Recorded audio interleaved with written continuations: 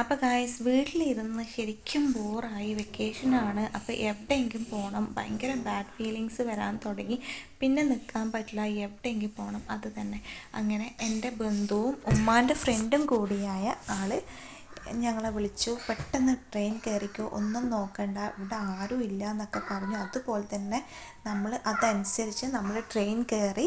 അങ്ങനെ നമ്മൾ സന്തോഷമായിട്ട് ഞാനും എൻ്റെ 2 മക്കളും എൻ്റെ ഒരു അനിയത്തിക്കുട്ടിയുണ്ട്, അവരൊക്കെ കൂടിയിട്ട് നമ്മൾ മംഗലാപുരത്തേക്ക് പോയി. അങ്ങനെ നമ്മൾ വിചാരിച്ചതിനേക്കാൾ അപ്പുറത്തായിരുന്നു അവിടുത്തെ സ്വീകരണം. ഭയങ്കര സന്തോഷമായി. അവിടെ കുട്ടികളില്ല, അപ്പോൾ എൻ്റെ മക്കൾ തന്നെയായിരുന്നു അവിടുത്തെ കുട്ടികൾ. അങ്ങനെ വീടൊക്കെ ഭയങ്കര സൈലൻ്റാണ്. പിന്നെ എൻ്റെ മോനൊക്കെ ഭയങ്കര സന്തോഷമായി, അങ്ങോട്ടും ഇങ്ങോട്ടൊക്കെ ഓടിച്ചാടി കളിച്ചു, ഭയങ്കരമായിട്ട് ഹാപ്പി തന്നെ. പിന്നെയാണ് ഞങ്ങൾക്ക് മനസ്സിലൊരു ആഗ്രഹം ഉണ്ടായി, അത് നടന്നു. ഉമ്മാൻ്റെ കഥ നന്നായിട്ട് പറഞ്ഞു തരും ഈ അസ്മിതാത്ത. പ്രത്യേകത വെച്ചാൽ എൻ്റെ ഉമ്മാൻ്റെ സെയിം പേരും കൂടിയാണ് ഇവരത്.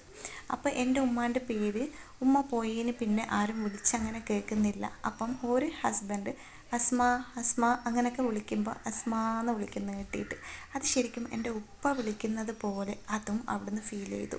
അങ്ങനെ അവരിൽ നിന്ന് കുറച്ച് സന്തോഷമൊക്കെ കിട്ടി, സങ്കടം ഉണ്ടായി, എന്തൊക്കെയോ ഓർത്തുപോയി.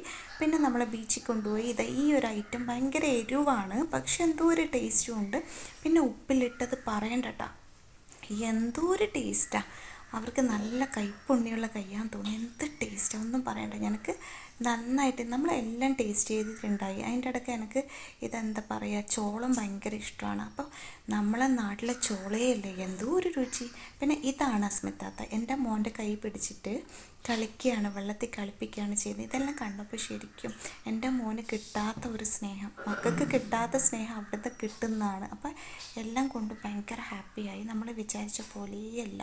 പിന്നെ റിട്ടേൺ പോകുന്നതിനെ കുറിച്ചൊരു സങ്കടം വന്ന് തുടങ്ങി. അങ്ങനെ നമ്മൾ ഈ അന്തരീക്ഷം ഇതൊക്കെ ആസ്വദിച്ച് നമ്മളോട് പറയുന്നുണ്ടായി, വെള്ളത്തിലൊക്കെ ഇറങ്ങിക്കോ, നോക്കിയിട്ട് ഇറങ്ങിയാൽ മതി മക്കളൊക്കെ കളിക്കുമ്പോൾ എന്നൊക്കെ പറഞ്ഞ് അതിനനുസരിച്ച് നമ്മൾ നോക്കിയും കണ്ടു ഇറങ്ങി കളിച്ചു. പിന്നെ നമുക്ക് റിട്ടേൺ വരുന്ന ആലോചന എനിക്ക് കയറിക്കൂടി. അപ്പോൾ ഭയങ്കര സങ്കടം അതിനെക്കുറിച്ച് ആലോചിക്കുമ്പോൾ ഉണ്ടായി. അത്ര ഹാപ്പിയായിരുന്നു.